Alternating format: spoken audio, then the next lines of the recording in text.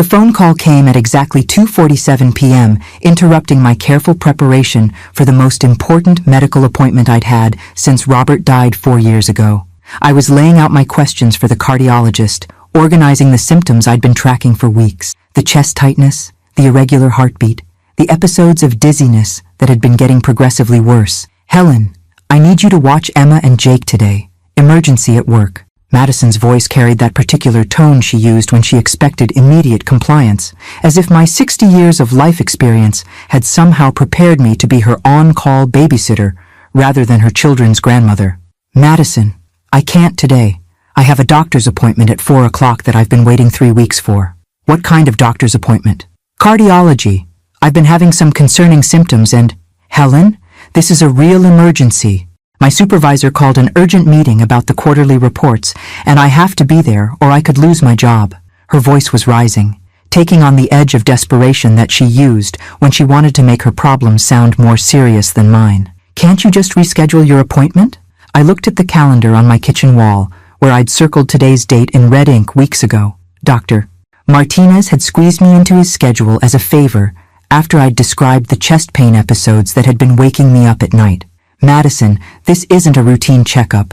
These symptoms could be serious, and I've already waited 3 weeks for this appointment. I'm sure you can find someone else to help with the children." "Someone else?" "Helen, I am asking someone else. Their grandmother. Don't you think your own grandchildren should be more important than some doctor's appointment?" The accusation hit me like a physical blow. In the 4 years since Robert's death, I'd been rebuilding my life with careful attention to balance and boundaries. I'd learned that saying yes to every request for help, every family crisis, every demand on my time led to resentment and exhaustion that served no one well. "Madison, my health needs to be a priority too. I'm not being selfish by taking care of myself." "Yes, you are being selfish. You're putting your own convenience ahead of your family's needs. What kind of grandmother does that?" I felt my chest tighten, whether from anger or the cardiac symptoms I was trying to get diagnosed. I couldn't tell. The kind of grandmother who wants to stay healthy enough to be around for her grandchildren for years to come. "Whatever, Helen. I hope your precious doctor's appointment is worth abandoning your family when we need you." The line went dead, leaving me standing in my kitchen with the phone in my hand and a familiar knot of guilt in my stomach.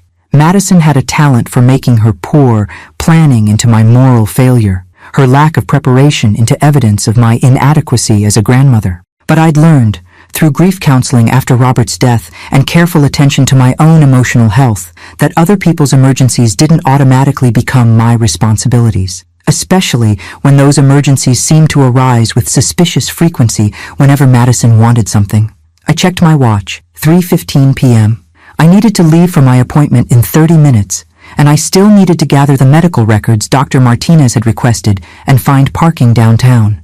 I pushed Madison's accusatory words out of my mind and focused on the task at hand. My phone buzzed with a text message from David, my son. "Mom, can you help Madison with the kids today? She's really stressed about this work situation." I typed back quickly. "Can't today. Important medical appointment. Maybe Sarah can help?" Sarah was Madison's sister, a stay-at-home mom with flexible schedule who lived 20 minutes away. "Sarah's not available. Come on, Mom. Family first. Family first." The phrase that Madison and David used whenever they wanted me to drop everything and solve problems they should have anticipated or managed themselves. I'd been hearing it a lot since Robert died, as if my widowhood had somehow transformed me into the family's backup plan for every inconvenience. I put the phone on silent and finished gathering my medical documents. At 3:45, I walked out to my car, locked the house, and drove toward downtown for the appointment that could determine whether my recent symptoms were stress-related or something more serious that required immediate treatment. The cardiology office was busy, filled with people of various ages who'd prioritized their health despite whatever other demands they faced in their daily lives. Dr. Martinez was thorough, asking detailed questions about my symptoms, my family history, Robert's death from a heart attack 2 years into his retirement. "Mrs. Marshall, given your symptoms and family history, I want to schedule you for a stress test and echocardiogram next week. These episodes you're describing could be related to anxiety from your grief process, but they could also indicate cardiac issues that need immediate attention." "How immediate?" If these symptoms worsen or become more frequent, I want you to go directly to the emergency room. Don't wait for the scheduled tests. He handed me information packets and referral forms. Mrs. Marshall, you did the right thing coming in today. These symptoms aren't something to postpone or ignore. I drove home feeling vindicated in my decision to prioritize the appointment, but also anxious about what the test results might reveal. Robert had ignored chest pain for months, dismissing it as indigestion from stress at work. By the time he finally saw a doctor, the damage to his heart was irreversible. At 6:30 p.m., my phone rang. Madison's number appeared on the screen, and I answered expecting an apology or at least an inquiry about my medical results. Helen, where the hell are my children?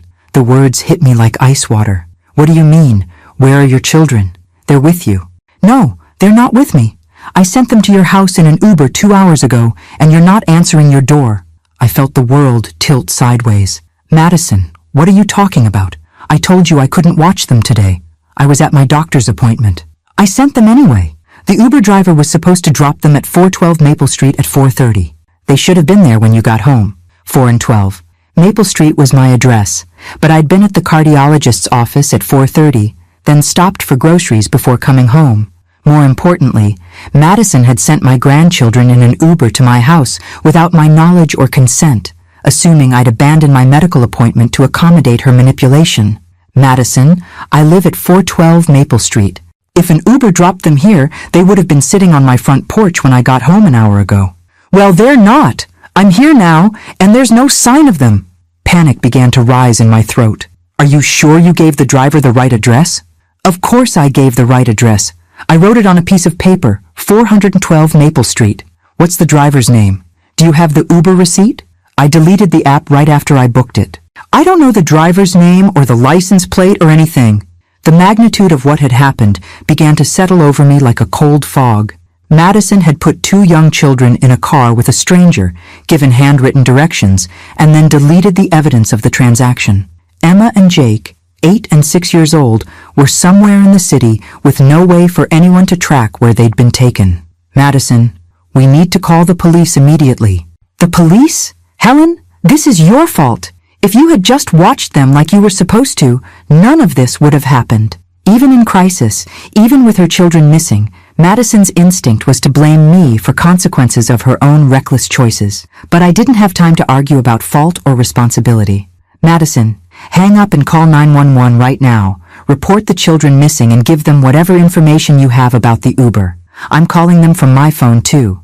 As I dialed emergency services, I looked out my front window at the empty street, trying to imagine what could have gone wrong with Madison's plan to force my cooperation through child abandonment. Some mistakes, I was beginning to understand, had consequences that extended far beyond the people who made them.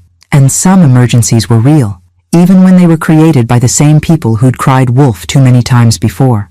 The police arrived at my house within 20 minutes, 2 officers who approached the situation with the grim efficiency of people who'd dealt with missing children cases before. Officer Rodriguez, a woman in her 40s with kind eyes and a no-nonsense demeanor, took detailed notes while Officer Patterson canvassed my neighborhood, asking if anyone had seen 2 young children dropped off by an Uber driver. Mrs. Marshall, walk me through the timeline again, Officer Rodriguez said, settling into my living room with her notepad. Your daughter-in-law called requesting childcare at what time? 2:47 p.m. I remember because I was preparing for my cardiologist appointment at 4 o'clock, and I checked the time when the phone rang. And you declined to watch the children because of this medical appointment? Yes. I explained that I'd been waiting 3 weeks for this appointment due to concerning cardiac symptoms. I felt the need to justify my decision, even though the rational part of my mind knew I'd done nothing wrong. Madison became angry and accused me of being selfish for prioritizing my health. Officer Rodriguez made notes without judgment. What time did Madison inform you that she'd sent the children in an Uber? 6:30 p.m. She called demanding to know where they were, assuming they'd been dropped at my house and that I was refusing to answer the door. So the children were unaccounted for approximately 2 hours before anyone realized there was a problem? The math made my stomach clench. Emma and Jake had been lost, scared, and potentially in danger for 2 hours while Madison went about whatever she was really doing, and I drove home from my appointment, oblivious to the crisis unfolding. Officer Patterson returned from canvassing the neighborhood, shaking his head.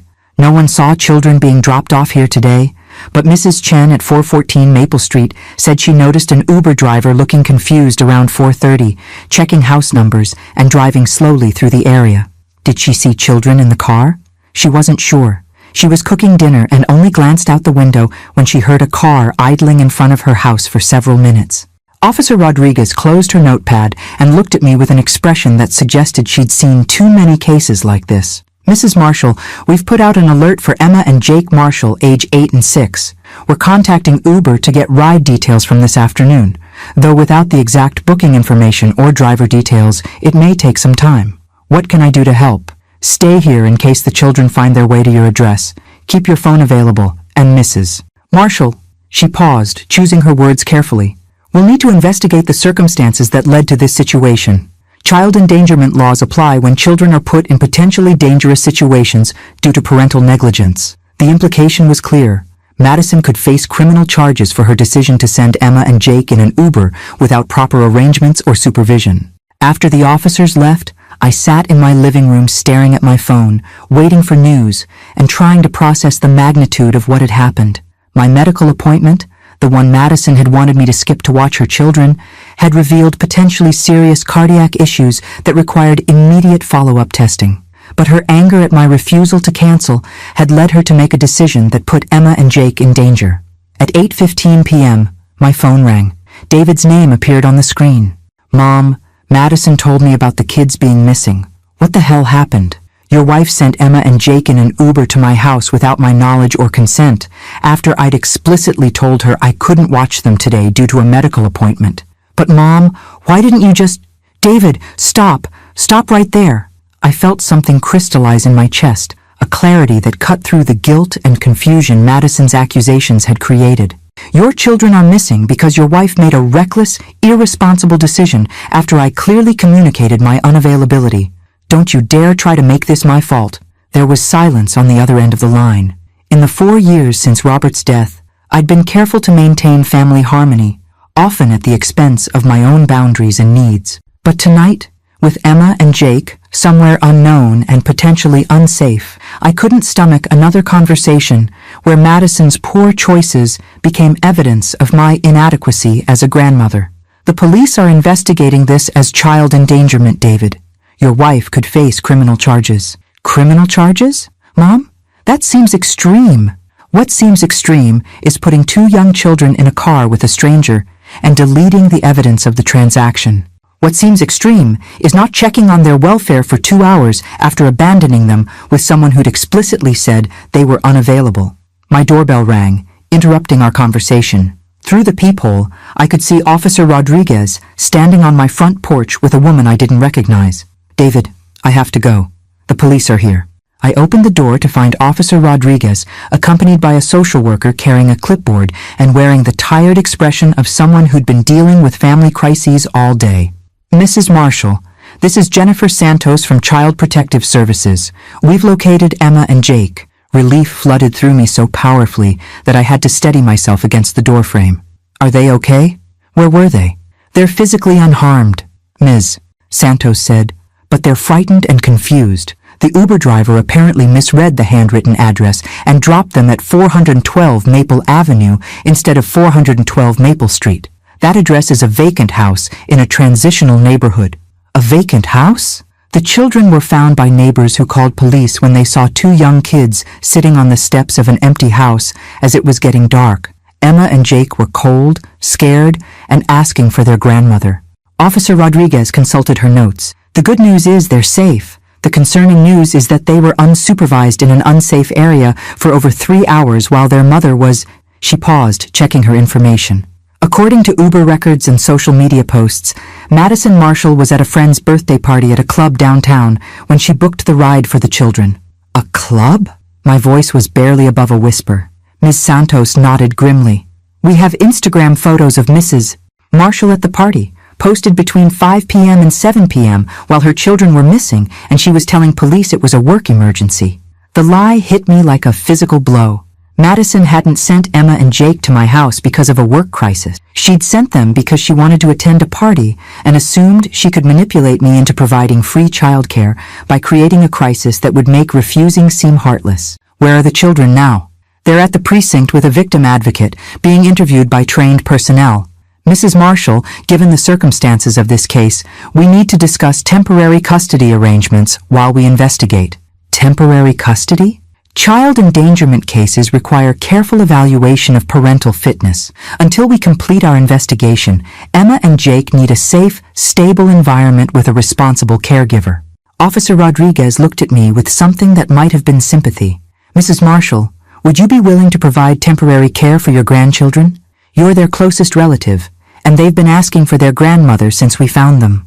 I thought about my cardiac symptoms, about the stress tests scheduled for next week, about the quiet retirement life I'd been carefully constructing since Robert's death. Then I thought about Emma and Jake, 8 and 6 years old, sitting scared and confused in a police station because the adults responsible for their welfare had prioritized a party over their safety. Yes, I said without hesitation. Yes, I'll take care of them. Some emergencies, I was learning, were worth disrupting your life for. And some grandmothers discovered that the word no sometimes led to situations where yes became the only moral choice available. The sight of Emma and Jake at the police station broke my heart in ways I hadn't expected. They sat in child-sized chairs in a room painted cheerful yellow, clutching juice boxes and looking smaller and more fragile than I'd ever seen them. Emma's dark hair was tangled, and she still wore her school clothes from that morning, a lifetime ago when the biggest worry had been Madison's inconvenient childcare request. "Grandma Helen!"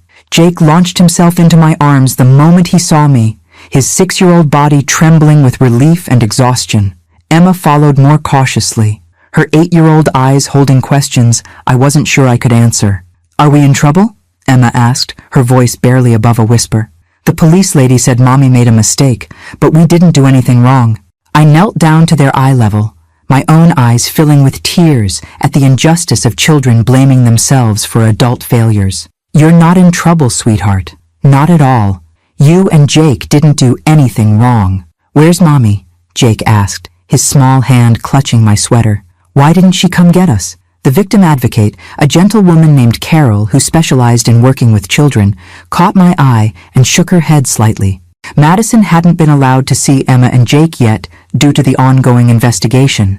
Child Protective Services needed to ensure the children's safety before determining visitation arrangements.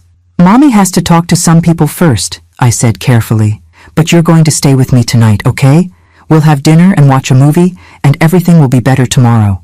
Ms. Santos approached with paperwork and the kind of serious expression that made my stomach tighten. "Mrs. Marshall, we need to go over the temporary custody arrangements. You'll be responsible for Emma and Jake's care while we complete our investigation into the endangerment allegations." "How long will that take?" "Typically 2 to 4 weeks for cases like this. We'll need to interview all parties, review the evidence, and assess the home environment before determining permanent custody arrangements." I signed document after document, officially taking responsibility for 2 children whose mother had prioritized a party over their welfare. The irony wasn't lost on me.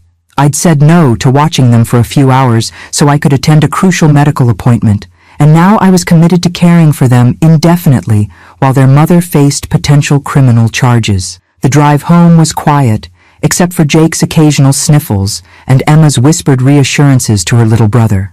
I'd stopped at a drive-thru for dinner, knowing that my refrigerator contained single-person portions and my pantry lacked kid-friendly options. "Grandma Helen," Emma said as we pulled into my driveway, "why did the Uber man take us to the wrong house?" I thought about how to explain adult incompetence to children who deserved better. Sometimes when addresses are written by hand, they can be hard to read.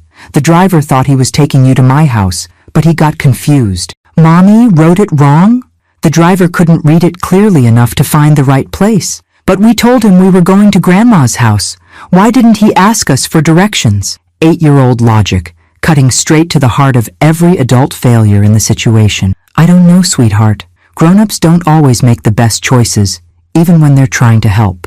Inside my house, I realized how completely unprepared I was for overnight guests, let alone long-term childcare. My spare bedrooms contained exercise equipment and craft supplies, not children's furniture.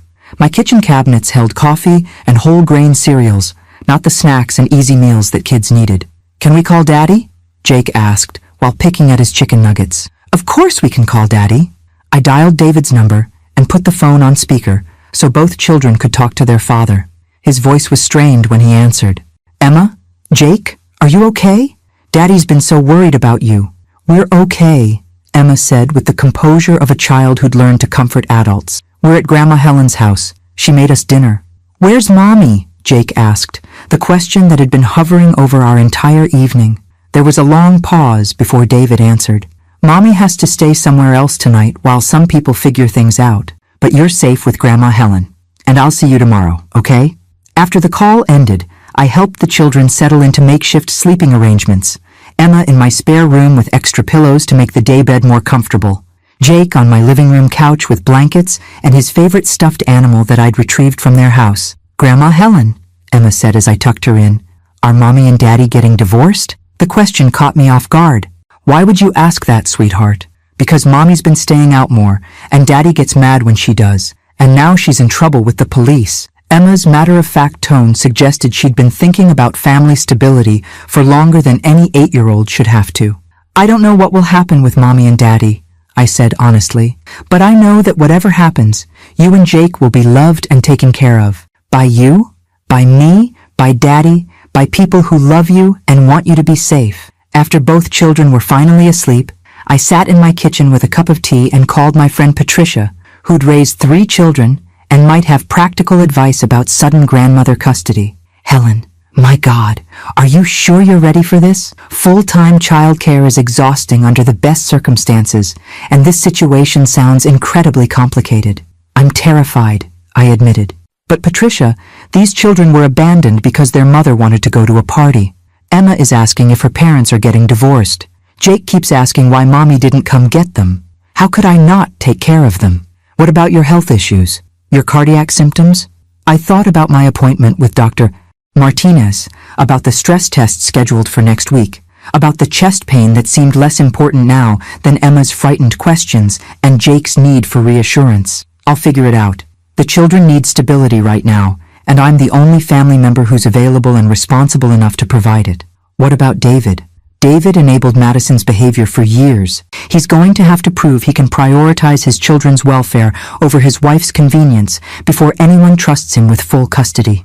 After hanging up, I walked through my quiet house, checking on 2 sleeping children who'd been failed by the adults responsible for protecting them. Emma was clutching a throw pillow like a security blanket, and Jake had kicked off his covers despite the cool evening. I tucked Jake back under his blankets and stood looking down at his peaceful face, thinking about the conversation I'd need to have with Madison tomorrow, about the legal proceedings that would determine these children's future, about the life changes I'd face as a suddenly active grandmother. Some emergencies, I was learning, transformed your existence in ways you never planned or expected. But some transformations were worth accepting when the alternative was letting innocent children pay for their parents' failures. Tomorrow, I would figure out how to balance my own health needs with full-time childcare responsibilities. Tonight, I would simply be grateful that Emma and Jake were safe, warm, and sleeping peacefully in a house where their welfare was the top priority. The next morning arrived with a series of revelations that made Madison's betrayal even more devastating than I'd initially understood. Emma and Jake woke up early, confused about their surroundings, until memory kicked in and Emma's face crumpled with the weight of yesterday's trauma. "I want to go home," she whispered, climbing into my lap as I sat with my morning coffee. "I want everything to be normal again." "I know, sweetheart. I want that too." Jake joined us in the kitchen, still wearing yesterday's clothes and carrying his stuffed elephant. "Grandma Helen, why can't we go to our house?" Before I could answer, my doorbell rang. Through the window, I could see Ms. Santos from Child Protective Services, accompanied by a police officer I didn't recognize. My stomach clenched as I realized this visit probably brought news I wasn't prepared to hear. "Emma, Jake, could you go wash your hands and faces? We'll make pancakes after I talk to these people." I opened the door to find Ms. Santos holding a thick folder and wearing the expression of someone who'd spent the night reviewing evidence that had only gotten worse with scrutiny. "Mrs. Marshall, We need to discuss some developments in the case. May we come in? I led them to my living room, positioning myself where I could still see the children in the kitchen. What kind of developments? Ms. Santos opened her folder and spread out papers that looked like social media screenshots and official documents. We've been investigating Madison Marshall's activities yesterday, and the situation is more serious than initially reported. More serious how? Officer Collins, the new policeman, consulted his notes. Mrs. Marshall wasn't just at a friend's birthday party. She was at a club downtown with a group that included several people with drug-related arrests. Social media posts show her drinking heavily and engaging in behavior that suggests substance use. I felt the blood drain from my face. Substance use? Instagram stories posted to her account between 4 p.m. and 7 p.m. show her at the party, clearly intoxicated. There are videos of her dancing on tables, taking shots, and in one case, appearing to consume what looks like cocaine in a bathroom mirror selfie. Ms. Santos handed me printed screenshots that made my stomach turn. Madison, Emma, and Jake's mother had been snorting drugs in a club bathroom while her children sat scared and alone outside an abandoned house. But that's not all, Ms. Santos continued. We interviewed Madison last night, and her story changed multiple times. Initially, she claimed it was a work emergency. When confronted with evidence that she was at a party, she said it was a networking event for her job. When shown the social media posts, she admitted it was recreational but claimed she'd arranged for you to watch the children. She knew I'd said no. She knew I had a medical appointment. According to her statement, she believed you were just being difficult and that once the children arrived, you'd have no choice but to care for them. Officer Collins looked up from his notes. Mrs. Marshall, she also admitted this isn't the first time she's used this strategy. What do you mean? She's apparently sent Emma and Jake to relatives' houses without permission on multiple occasions, assuming that family members would feel obligated to provide childcare rather than turn away children who'd already been dropped off. I thought about the times over the past year when Madison had called at the last minute with various emergencies, the guilt trips when I'd had to decline due to my own commitments, the way she'd made me feel selfish for maintaining boundaries around my time and energy. How many times? Ms. Santos consulted another document. Emma mentioned during her interview that Mommy sometimes sends them to Uncle Brad's house in Uber rides when she has important meetings. Uncle Brad is Madison's brother, who works night shifts and has told Madison repeatedly not to send children to his apartment unannounced. So the children have been dropped off at people's homes before without arrangements? Multiple times. Emma has been keeping track because she worries about getting in trouble with relatives who don't expect them. Mrs. Santos's voice was gentle but firm. Mrs. Marshall, this pattern of behavior constitutes ongoing child endangerment and neglect. I looked toward the kitchen where Emma and Jake were attempting to make their own breakfast, Emma reading cereal box instructions to Jake while trying to act like the responsible adult their mother had failed to be. What happens now? Madison Marshall has been charged with child endangerment, reckless endangerment, and child abandonment. Given the evidence of substance use and the pattern of negligent behavior, we're recommending that temporary custody remain with you while we complete a full investigation. Officer Collins added, We'll also be investigating your son David's knowledge of and complicity in this pattern. Did he know about his wife's habit of abandoning the children with unwilling relatives? I don't know. David tends to believe Madison's explanations without asking many questions. We'll be interviewing him today. Mrs. Marshall, are you prepared to continue caring for Emma and Jake for an extended period? This investigation could take several weeks, and depending on the outcome, you might be looking at longer-term custody arrangements. I thought about my cardiac symptoms, about the stress tests scheduled for next week, about the quiet retirement I'd been carefully constructing. Then I looked at Emma, who was pouring milk for Jake while humming quietly to herself, taking care of her little brother because the adults in her life had proven unreliable.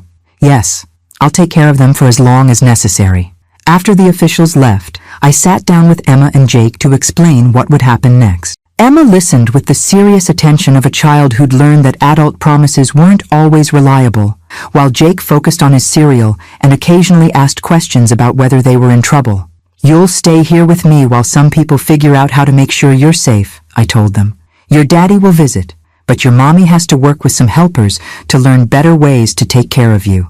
Is Mommy sick? Emma asked. In a way, yes. She made some choices that weren't safe for you and Jake, and now she needs help learning how to make better choices. Like when Tommy's mom had to go away for drinking too much? I realized Emma was referring to a classmate whose mother had been in rehab, 8 years old, and she already had frameworks for understanding parental addiction and family breakdown. Something like that, sweetheart. My phone rang. David's number. I answered while the children finished breakfast. Mom, I just finished talking to the police. Madison's been arrested. They're saying she was using drugs at this party while the kids were missing. I know. Child Protective Services was here this morning. Mom, I had no idea.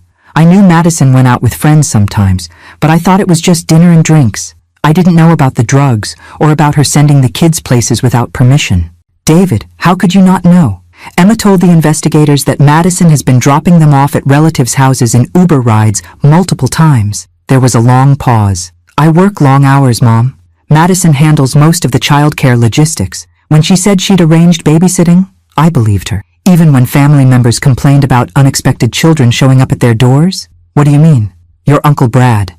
Madison's been sending Emma and Jake to his apartment without warning David, a man who works night shifts, and explicitly told her not to do it. I could hear David processing this information, probably realizing how many warning signs he'd ignored in favor of trusting his wife's explanations. Mom, what do I need to do to get my kids back? You need to prove that you can protect them from their mother's negligence. And David, you need to figure out how you missed years of behavior that put your children at risk. Some conversations, I was learning, required uncomfortable truths that couldn't be softened by family loyalty, and some parents had to earn back the right to be trusted with their children's welfare. 2 weeks into our new arrangement, I was beginning to understand that temporary custody meant rebuilding my entire life around the needs of 2 traumatized children. Emma had started wetting the bed, something she hadn't done since she was 4, and Jake refused to let me out of his sight, following me from room to room like a frightened shadow. The call from Dr. Martinez's office came on a Tuesday morning while I was helping Jake with math homework, and Emma was attempting to braid her own hair with the intensity of someone trying to control at least one aspect of her disrupted world. Mrs. Marshall, you missed your follow-up appointment yesterday for the stress test. Dr. Martinez is concerned about your cardiac symptoms and wants to reschedule immediately. I looked at my kitchen calendar, where Emma's school events, Jake's dentist appointment, and my own medical needs competed for space in cramped handwriting that told the story of a life suddenly stretched beyond its limits. I'm sorry, I've been dealing with a family crisis. My grandchildren are living with me temporarily, and, Mrs. Marshall, Dr. Martinez emphasized that your symptoms require urgent evaluation. Delaying cardiac testing could be dangerous. Can we schedule something for next week? We had to give your slot to another patient. The next available appointment is 3 weeks out. 3 weeks. I thought about the chest tightness I'd been ignoring while focusing on bedtime stories and homework help, about the dizzy spells I'd attributed to stress rather than potential heart problems, about Robert's sudden death and my promise to myself to prioritize my health. Fine. Schedule it for 3 weeks from now. After I hung up, Emma looked at me with the perceptive attention she'd developed since the night her world fell apart. Grandma Helen, are you sick? I'm fine, sweetheart. Just some routine doctor stuff. Mommy used to say she was fine when she wasn't really fine.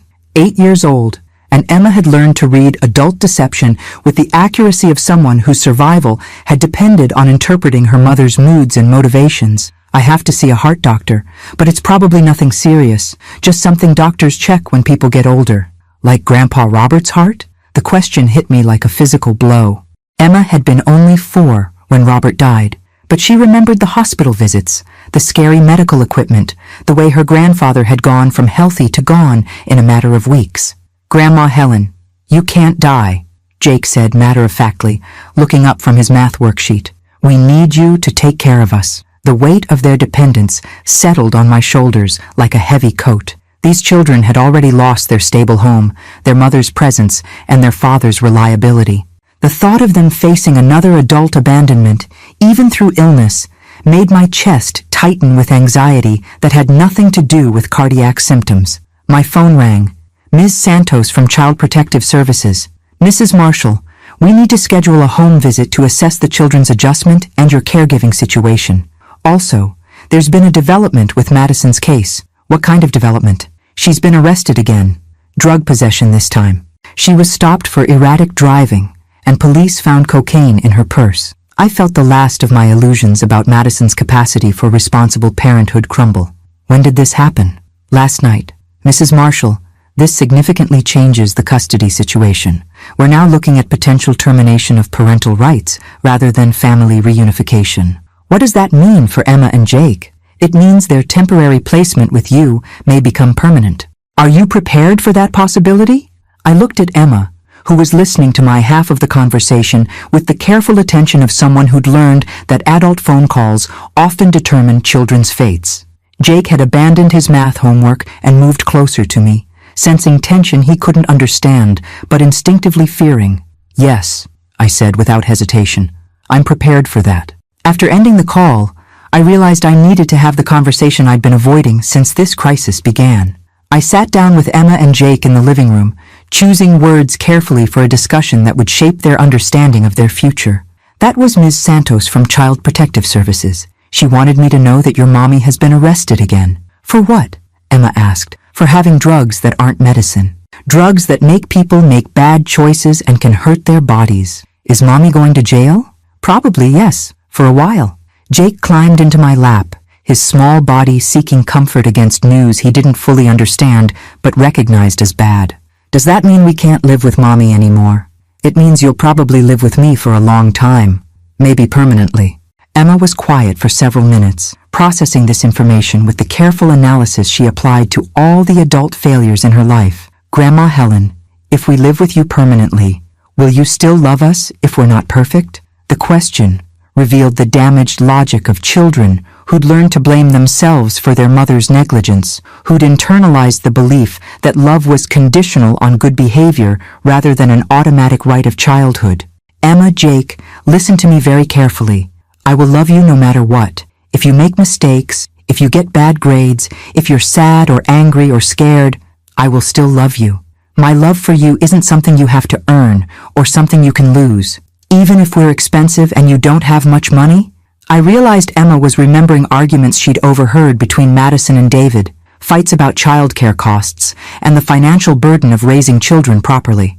Even then, we'll figure out the money part together. But Emma, you and Jake are not burdens. You're not problems to be solved. You're people who deserve love and safety and stability.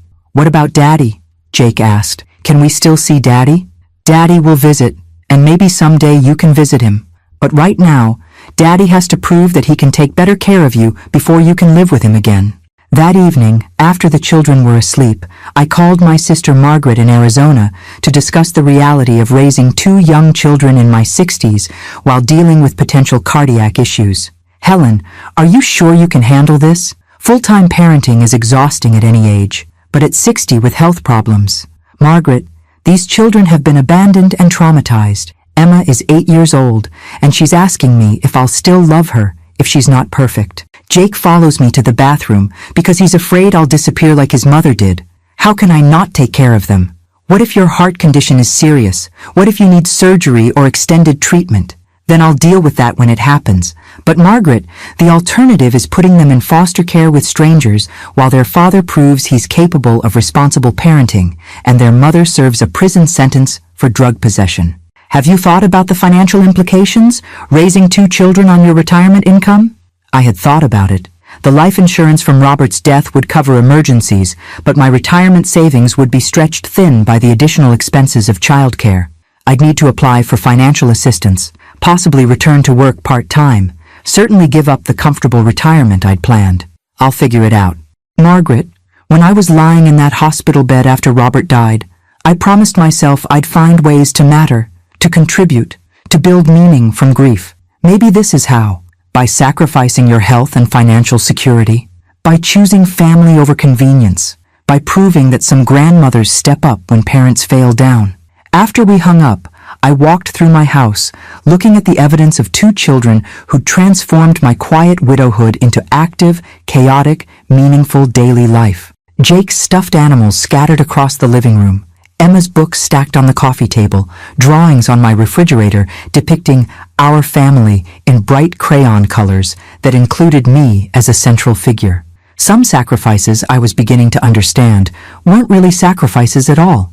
They were opportunities to discover that love was elastic, that family could be reconstructed from crisis, and that saying yes to unexpected responsibilities could lead to purposes you'd never imagined.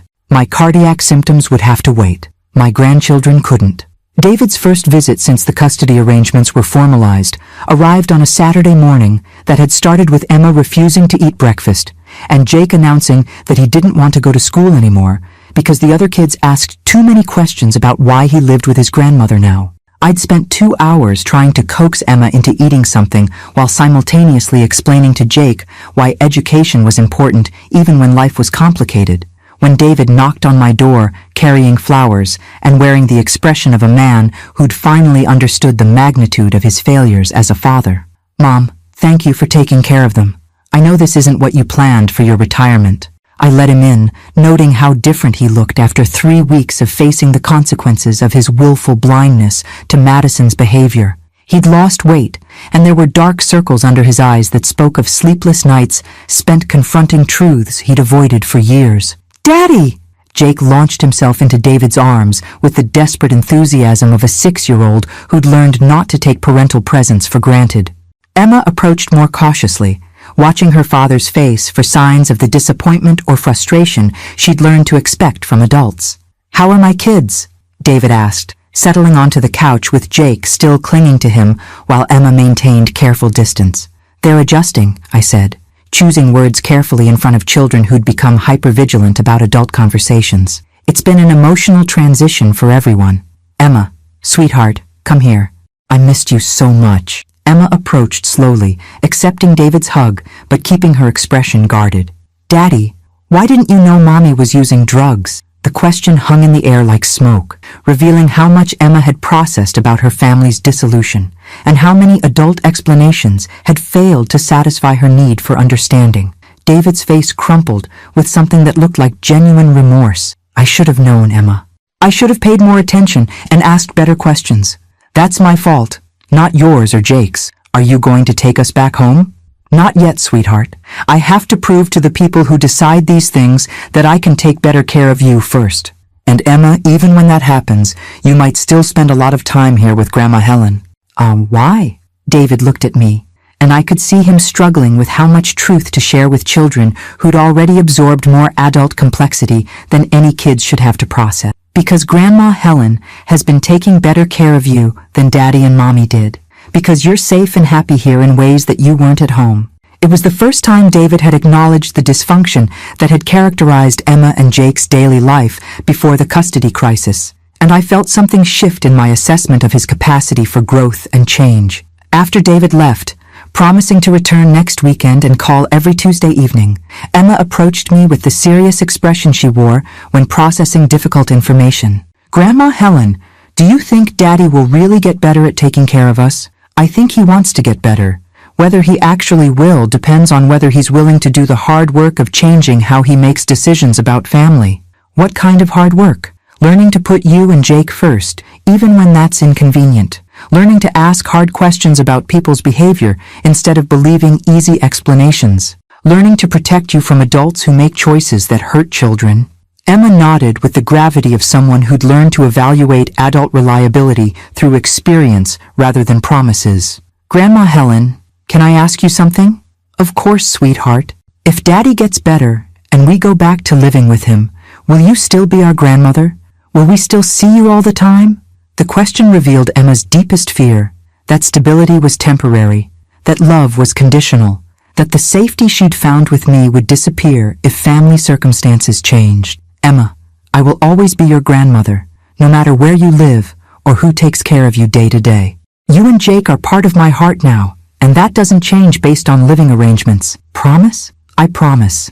That afternoon, while Jake napped and Emma worked on a school project about family trees that had become complicated by recent events, my phone rang with a call I'd been dreading. Dr. Martinez's office, following up on my missed cardiac appointments. "Mrs. Marshall, Dr. Martinez is very concerned about your continued delays in cardiac testing. Given your family history and symptoms, postponing evaluation could be life-threatening. I understand the urgency, but I'm currently caring for my grandchildren full-time due to a family crisis. It's difficult to schedule medical appointments when I can't leave them with anyone else. Mrs. Marshall, what would happen to your grandchildren's care if you had a cardiac event? Wouldn't it be better to address potential problems now rather than wait for an emergency? The logic was unassailable and terrifying. If my symptoms indicated serious heart disease, delaying treatment could result in the kind of sudden cardiac death that had taken Robert, leaving Emma and Jake to face another abandonment by an adult they'd come to depend on. Can we schedule the stress test for a time when I can bring the children with me? They're 8 and 6, and they can sit quietly in a waiting room if necessary. Mrs. Marshall, cardiac stress testing isn't really appropriate for children to witness. The exercise protocols and monitoring equipment can be frightening for young observers. Then what do you suggest? I can't leave them with anyone else, and I can't continue ignoring symptoms that could indicate serious problems. There was a pause while the scheduler consulted with Dr. Martinez. Dr. Martinez says he can arrange for a child life specialist to supervise Emma and Jake in a separate area during your testing. Can you come in Thursday morning at 9 a.m.? Yes, thank you. After hanging up, I realized I needed to prepare Emma and Jake for another adult medical crisis, another situation where their stability might be threatened by circumstances beyond their control. Emma, Jake, I need to tell you about something. Remember how I mentioned that I need to see a heart doctor? Both children looked up with the immediate alertness they'd developed in response to adult announcements about changes or problems. I have an appointment Thursday morning for some tests to make sure my heart is working properly.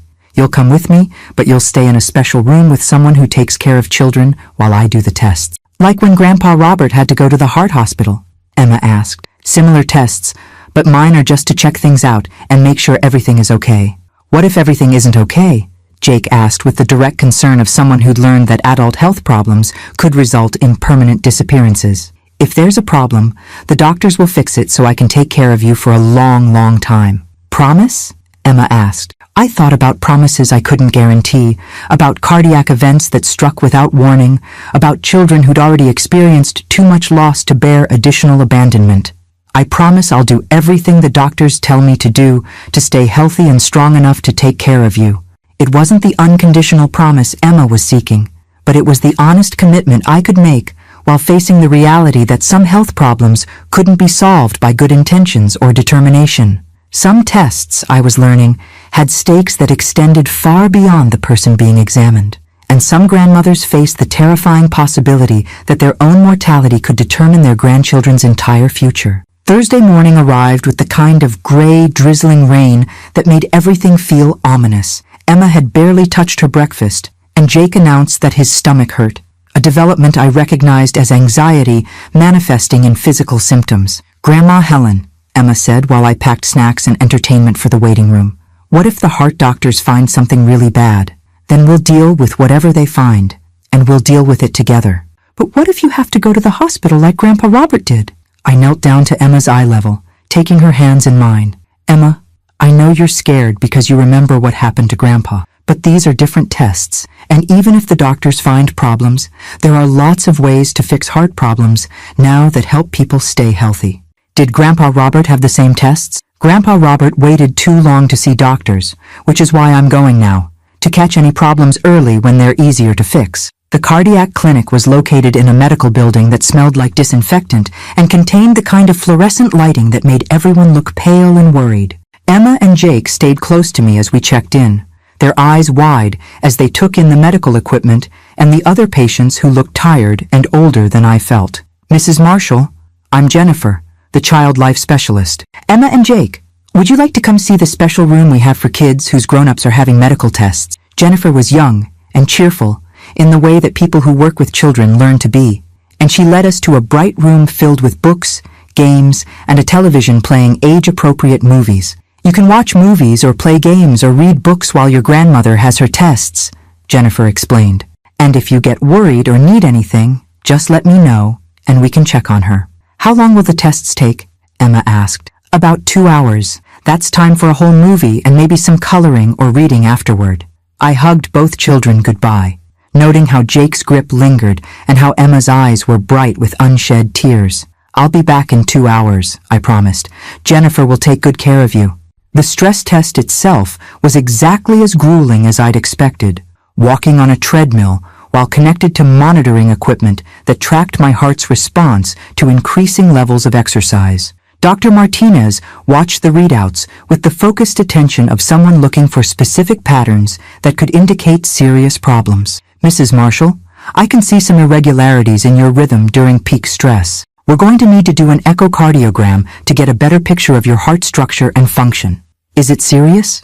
It's concerning enough that I want more information before making treatment recommendations. The good news is that you're here now, getting evaluated rather than waiting for symptoms to worsen. The echocardiogram involved lying still while a technician moved an ultrasound wand across my chest, creating images of my heart in real time. I watched the monitor, trying to interpret the black and white patterns that would determine whether I could continue caring for Emma and Jake without medical intervention.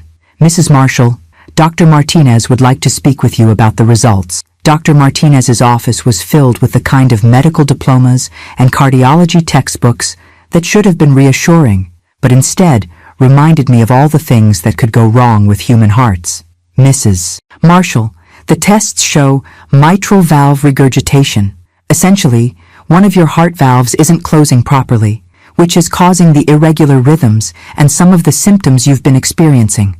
Is that treatable? Very treatable, but it will require monitoring and likely medication to manage. The good news is that we caught this early, and with proper management, you should be able to maintain normal activities including caring for your grandchildren. Relief flooded through me so powerfully that I felt dizzy. So, I don't need surgery? Not at this stage. We'll start with medication to help your heart rhythm and reduce the workload on the affected valve. You'll need regular follow-up appointments to monitor the condition. But Mrs. Marshall, this is very manageable. And I can continue caring for Emma and Jake. Yes, but with some modifications. You'll need to avoid extreme physical stress, get adequate rest, take your medications consistently, and keep all follow-up appointments. Do you have support from other family members if you need help with childcare during medical visits? I thought about David, who is still proving his reliability, and Madison, who is facing trial on drug possession charges. Some support, but I'm their primary caregiver right now. Mrs. Marshall, caring for 2 young children while managing a cardiac condition will require careful attention to your own health needs. You can't provide good care for them if you're not taking care of yourself. When I returned to the children's room, Emma and Jake looked up from a puzzle they'd been working on with Jennifer, their faces immediately scanning mine for signs of bad news. How did it go, Grandma Helen? Emma asked. The doctors found a small problem with my heart, but it's the kind of problem they can fix with medicine. I'm going to be fine. Do you have to go to the hospital? No hospital. Just medicine and regular checkups with the heart doctor. Jake abandoned the puzzle and wrapped his arms around my waist. I was scared you were going to die like Grandpa Robert. I'm not going to die, sweetheart. The doctors caught this early, and they know how to fix it. On the drive home, Emma was unusually quiet, staring out the window at the rain that had finally stopped, leaving everything looking washed clean and somehow more hopeful. Grandma Helen, she said finally, if you have to take heart medicine, does that mean you're old? I am old, Emma. Not too old to take care of you and Jake, but old enough that I need to pay attention to my health more carefully. Will you get older while we're living with you? Yes, I'll get older. But hopefully, I'll get older slowly and gracefully while watching you and Jake grow up and become amazing people. What if we're still living with you when you're really, really old? Then you'll take care of me the way I'm taking care of you now. That's what families do. They take care of each other when someone needs help. That evening, after Emma and Jake were asleep, I sat in my kitchen with my new heart medication and a packet of information about mitral valve regurgitation, thinking about the future I was planning with 2 children who'd been entrusted to my care by circumstances rather than choice. The medication would help manage my condition, but it also served as a daily reminder that my time with Emma and Jake might be limited by factors beyond our control. I needed to use whatever years I had to help them become strong, confident, emotionally healthy adults who could face their own challenges with resilience rather than fear. Some health scares, I was learning, served as wake-up calls about priorities that had been clear all along, and some families were built on the understanding that love meant taking care of each other through whatever medical, emotional, or practical challenges life presented. Tomorrow, I would start my heart medication and continue the work of raising 2 children whose trust in adult reliability was slowly being rebuilt through daily proof that some promises could be kept, some love was unconditional, and some grandmothers were strong enough to choose family over convenience even when the cost was higher than anyone had anticipated. 6 months after becoming Emma and Jake's primary caregiver, I received the call I'd been both dreading and expecting. Ms. Santos from Child Protective Services asked to schedule a home visit to discuss permanent placement options and the future of the Marshall children's custody arrangements. The language was bureaucratic, but the meaning was clear.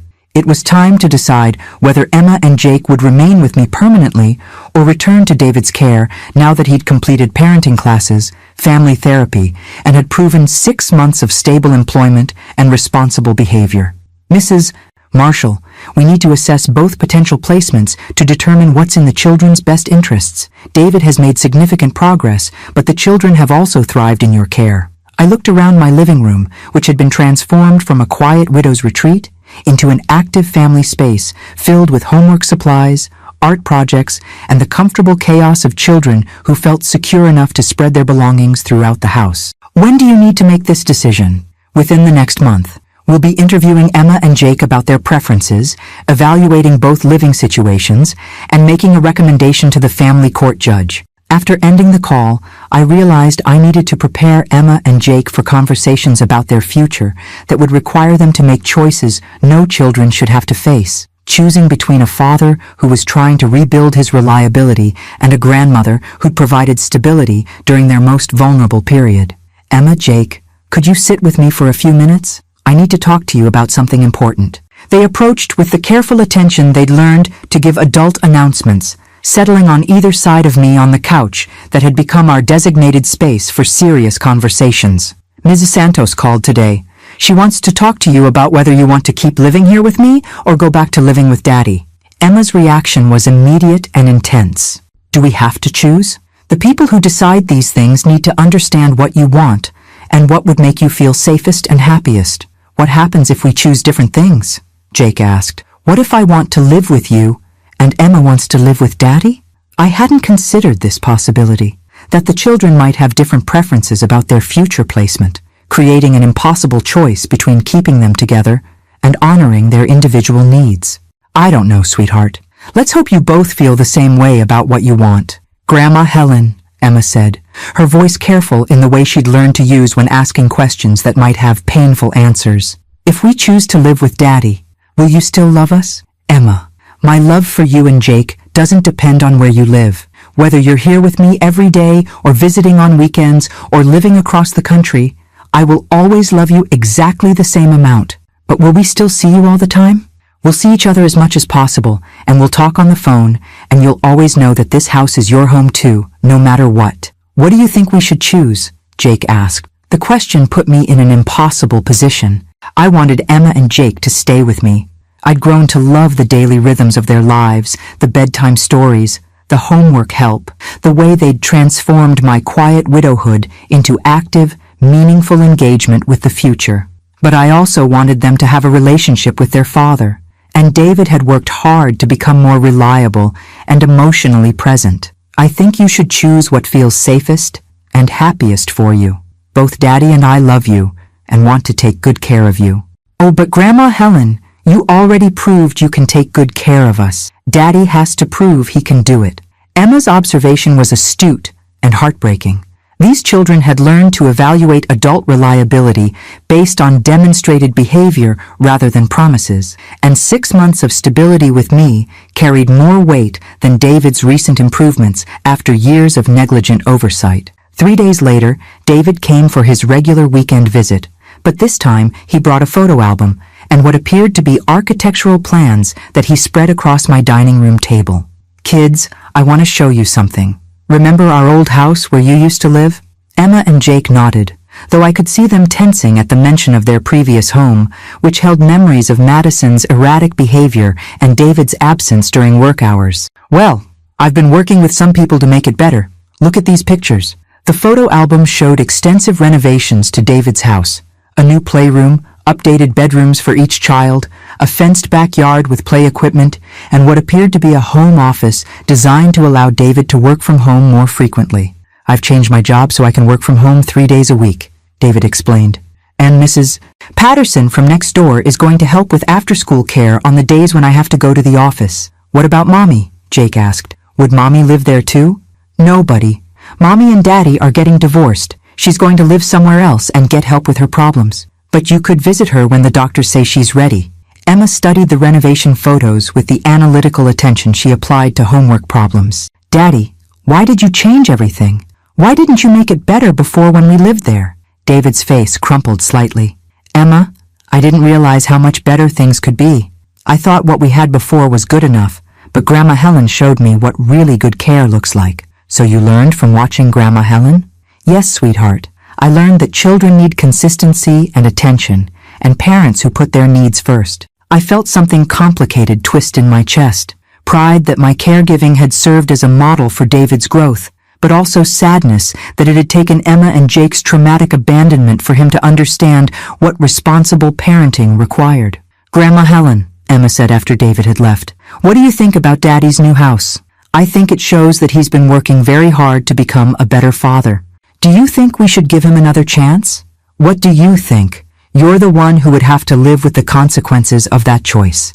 Emma was quiet for a long time, processing the complexity of family loyalty, earned trust, and the difference between wanting something to work and believing it actually would. "I think maybe we could try it," she said finally. "But Grandma Helen, if it doesn't work, can we come back here? Emma, this will always be your home. No matter what happens, no matter where you live, you and Jake will always belong here with me. Promise?" "Promise." That night, as I tucked Emma and Jake into beds they'd slept in for 6 months, I realized that successful foster care sometimes meant preparing children to leave you, even when every instinct screamed against letting them go. Some love, I was learning, was measured not by holding on, but by trusting enough to let go, when letting go served the children's best interests. But I was also learning that some families could stretch across multiple households, that some grandmothers could remain primary support systems even when they weren't primary caregivers, and that some promises were worth making even when you couldn't control all the circumstances that might threaten your ability to keep them. Tomorrow, I would support Emma and Jake's decision to try living with their father again.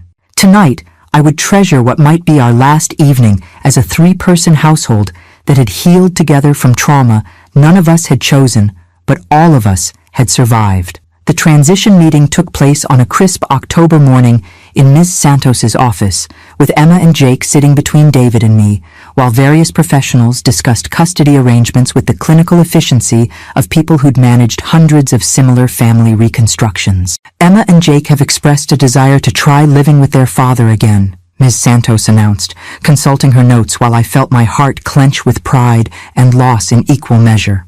"However, they've also requested that Helen remain actively involved in their care." "What does that mean, practically speaking?" David asked. Family Court Judge Patricia Williams, who'd been overseeing our case, looked up from her own documentation. "It means we're recommending joint custody with David as primary residential parent, and Helen as secondary caregiver with specified visitation rights and shared decision-making authority." Shared decision-making about what? Medical care, education, therapy, major decisions that affect the children's welfare. Mrs. Marshall has demonstrated excellent judgment in these areas over the past 6 months. I watched Emma and Jake during this discussion, noting how they listened to adults deciding their future with the resigned attention of children who'd learned that their preferences mattered but weren't always decisive. "What we want to know," Emma said suddenly, addressing Judge Williams with 8-year-old directness, "is what happens if Daddy doesn't do a good job taking care of us? Do we have to stay there anyway?"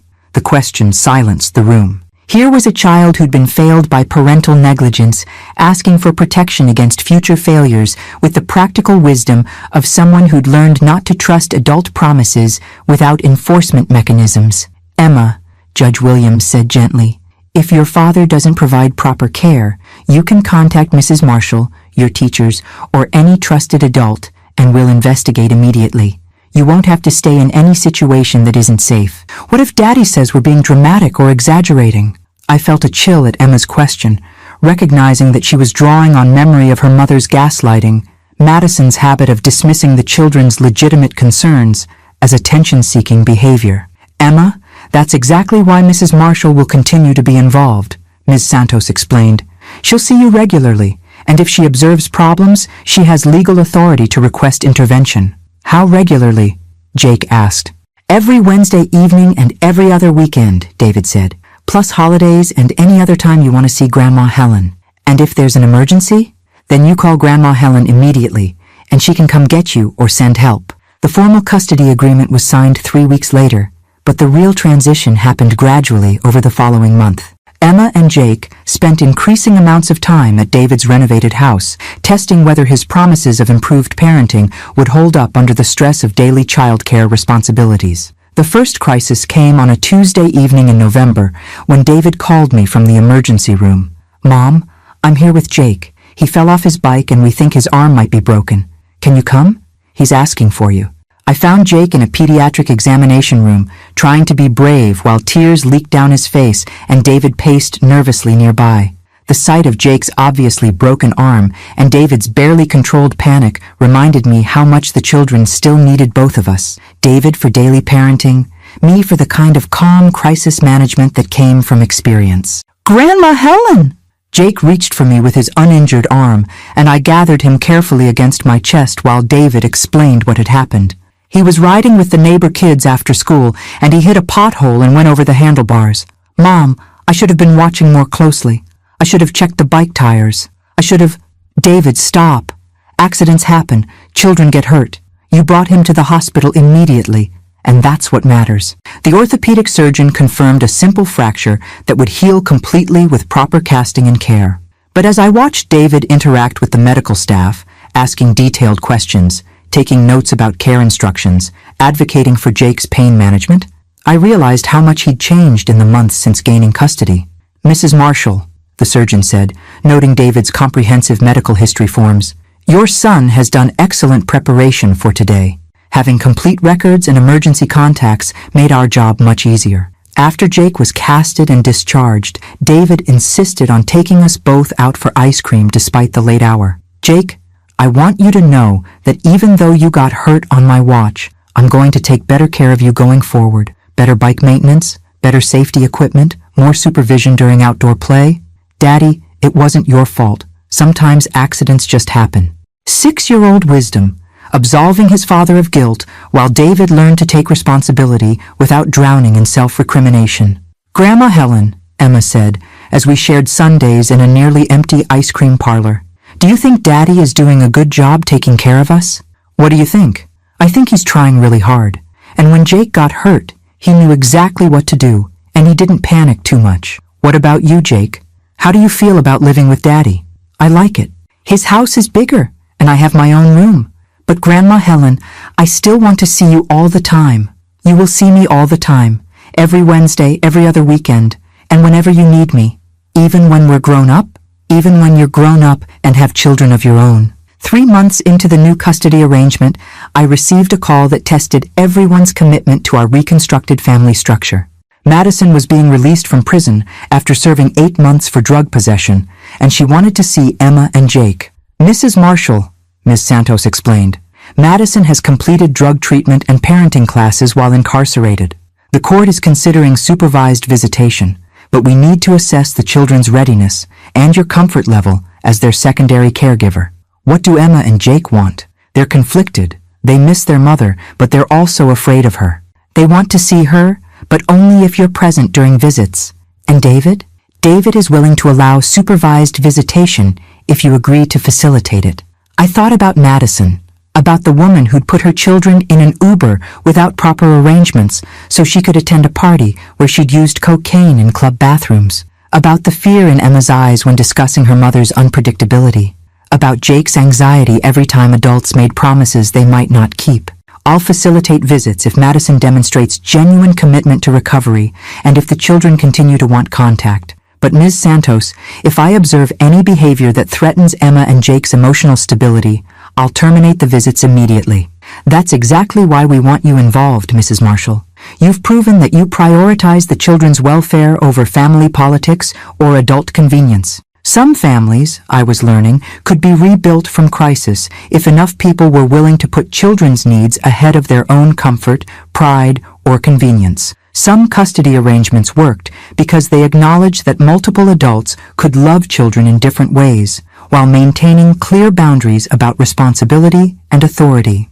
And some grandmothers discovered that their most important role wasn't primary caregiver, but guardian of their grandchildren's emotional safety as the family slowly healed from years of negligence and trauma. The work was harder than full-time custody had been, but the results, watching David grow into genuine competence as a father, seeing Emma and Jake rebuild trust in adult reliability, knowing that they had multiple sources of love and support, were worth every complicated conversation, every shared decision, every moment when I chose to trust rather than control. Tomorrow, I would facilitate Madison's first supervised visit with the children she'd abandoned. Tonight, I would be grateful for a family that had been reconstructed from crisis into something stronger and more honest than what had existed before the night when saying no to unreasonable demands had ultimately saved everyone involved. 2 years after the night Madison put Emma and Jake in an Uber and changed all our lives forever, I stood in my kitchen preparing for Emma's 10th birthday party. A celebration that would include David, the children's new stepmother Sarah, whom David had married 8 months earlier, and even Madison, whose supervised visits had gradually evolved into regular weekend custody as she'd maintained her sobriety and demonstrated genuine growth as a parent. The transformation hadn't been easy or quick. Madison's first visit with Emma and Jake had been stilted and painful, with both children maintaining careful emotional distance from the mother who'd abandoned them. But over 18 months of consistent, supervised contact, Madison had proven her commitment to recovery and rebuilt trust through actions rather than promises. "Grandma Helen," Emma said, arranging birthday decorations with the artistic precision she'd inherited from her mother, "do you think it's weird that we have such a big family now?" I looked around my house, which would soon be filled with David and Sarah, Madison and her new boyfriend Robert, a man she'd met in addiction recovery who understood the work required to maintain sobriety, Emma and Jake and myself, a family configuration that would have seemed impossible during the crisis that had brought us together. I think it's wonderful that we figured out how to love each other in new ways after everything fell apart, even though it was really hard for a while, especially because it was really hard. Easy love doesn't teach you much about what people are really made of. Jake, now 8, and filled with the confidence that came from 2 years of consistent care from multiple adults, was helping David set up tables in the backyard. The sight of my son following his child's instructions about party logistics with patient attention demonstrated how much he'd changed from the man who'd once enabled Madison's negligence through willful blindness. "Mom," David said, joining us in the kitchen. "Sarah wanted to know if she should bring anything else for the party." Sarah had entered our complicated family structure with remarkable grace, understanding that David came with children who already had extensive support systems and emotional loyalties that predated her relationship with him. She'd worked to earn Emma and Jake's affection rather than demanding it, and had become genuinely fond of me as the grandmother who'd protected the children when their parents had failed them. "Tell Sarah she's already bringing enough. The cake she ordered will be perfect." My phone buzzed with a text from Madison. "Running 10 minutes late. Emma's gift is a little larger than expected. Hope that's okay." Over the past year, Madison had been careful to respect boundaries about gifts and occasions, understanding that her role in Emma and Jake's lives was important but not primary. She was their mother, but I was their stabilizing force, and David was their daily caregiver. The arrangement worked because everyone understood their position and respected the other's contributions. "Is Mommy bringing something big?" Jake asked, having read Madison's text over my shoulder. "Apparently. But Jake, remember what we talked about. The best gifts aren't necessarily the biggest or most expensive ones." "I know, but I still like surprises." At 2 p.m., my backyard was filled with 10 children from Emma's class, plus all the adults who'd learned to function as an extended family despite our complicated history. Madison arrived carrying an easel and art supplies that made Emma's face light up with genuine joy. "Mommy, this is amazing. It's exactly what I wanted." Watching Madison interact with her children, attentively, soberly, with the kind of present moment awareness that addiction had stolen from her for years, I felt something I'd never expected, genuine happiness for her recovery rather than just relief about the children's safety. Madison, this was thoughtful. Emma's been talking about wanting to paint for months. I remember loving art when I was her age. I thought maybe we could take some art classes together during my weekends with them. The suggestion was tentative, recognizing that Madison's time with Emma and Jake still operated within boundaries designed to protect everyone's emotional stability. That sounds like something she'd really enjoy. As the party wound down and various family members helped with cleanup, I found myself standing with David and Madison while Emma and Jake played with neighborhood children who'd stayed late. "Helen," Madison said, her voice carrying the careful tone she used when addressing difficult topics, "I want to thank you again for everything you did for them, for stepping up when I failed completely." "You don't need to keep thanking me, Madison. Taking care of Emma and Jake wasn't a sacrifice, it was a privilege. But you gave up your retirement. Your health was affected by the stress. You turned your whole life upside down because of my terrible choices." I thought about the woman I'd been 2 years ago, comfortable, controlled, carefully structured around my own needs and schedule.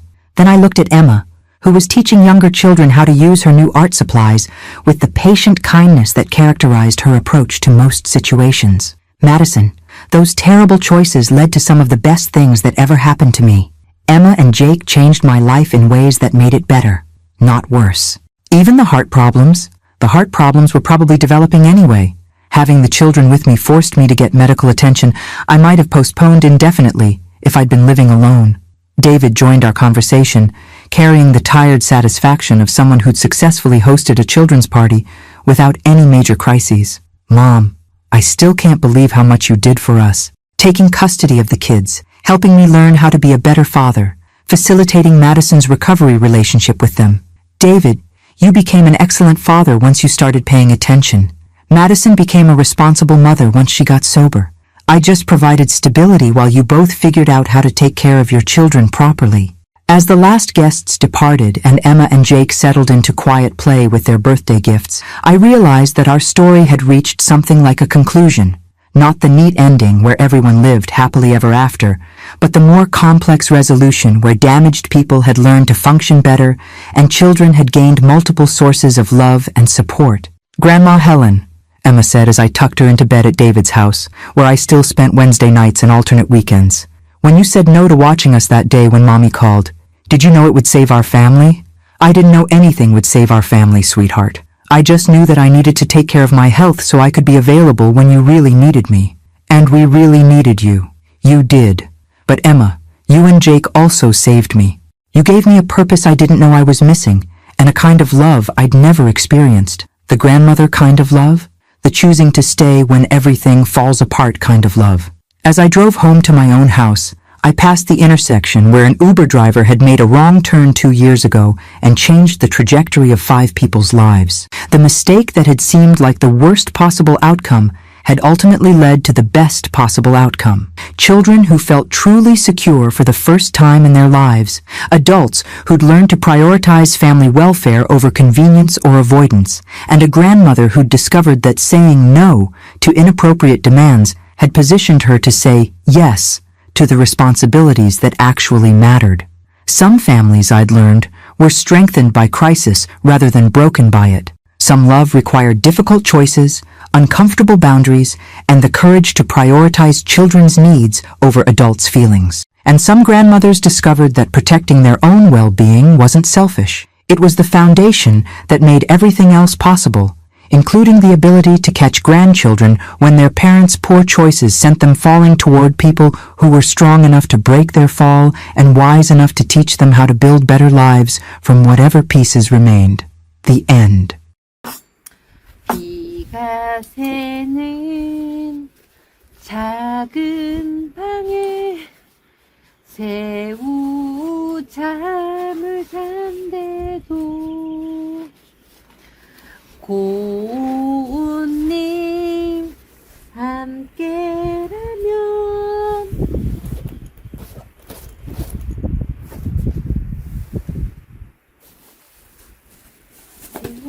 새파랗게 젊다는 게 한미천인데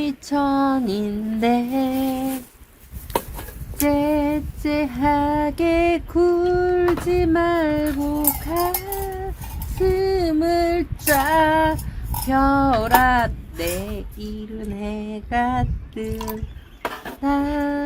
내일은 해가 뜬. 지아야. 아 미치겠다.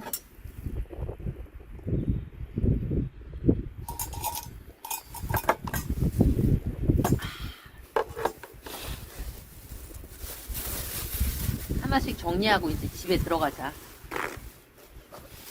노래 왜? 나 안 들려. 노래가 어떤데? 내 노래가 이상하다고. 거기 음악 소리가 이상하다고.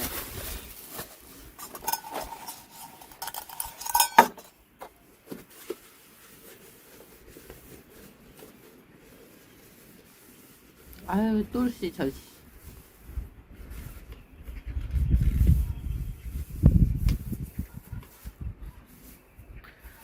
어떡해.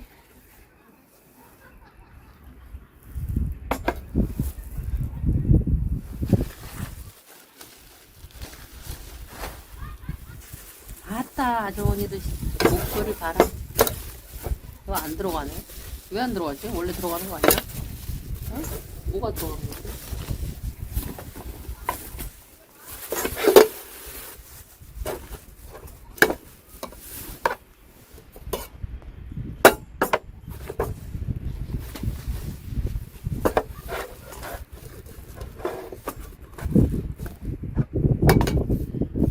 왜 안 들어가, 씨.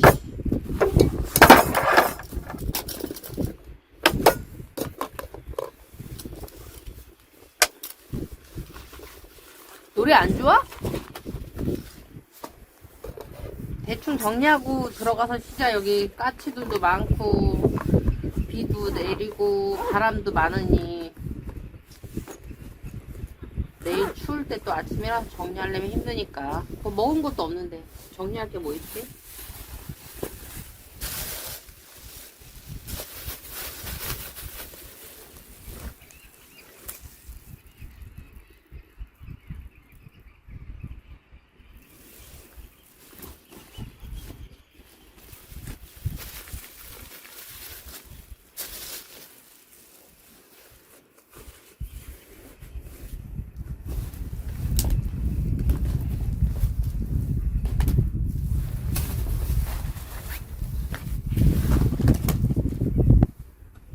로딩해. 운전 중이야? 자고 있어? 로딩아 이거 감동란 또 샀다 나. 어? 그놈의 감동란.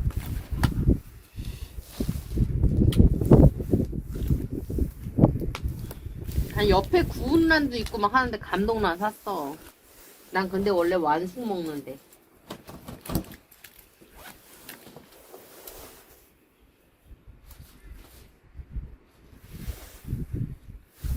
맛있어서 한 건 아니고.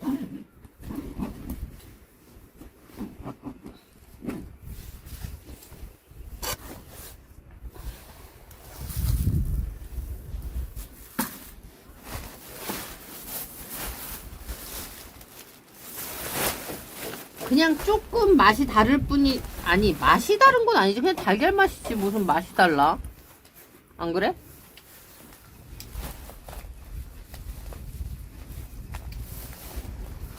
메이 방송국 지금 못 들어가. 나 핸드폰 요 안에 있어.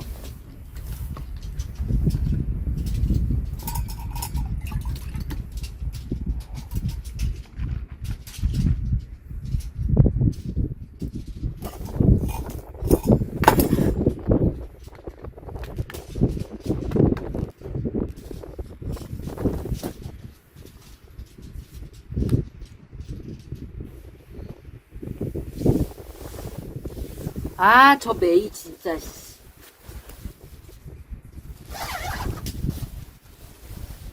내 핸드폰 어디 갔지?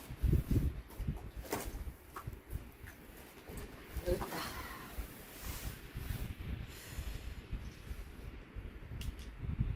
복스.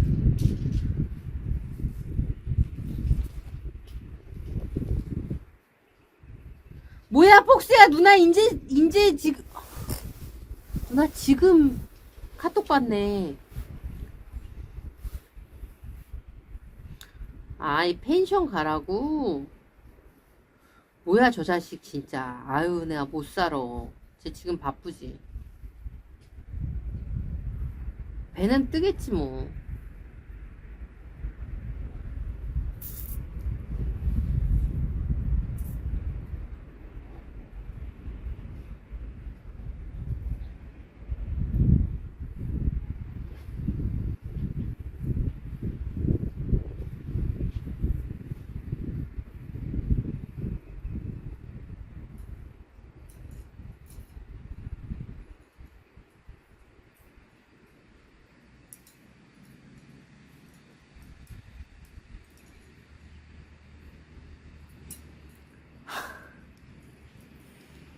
아니, 뭘.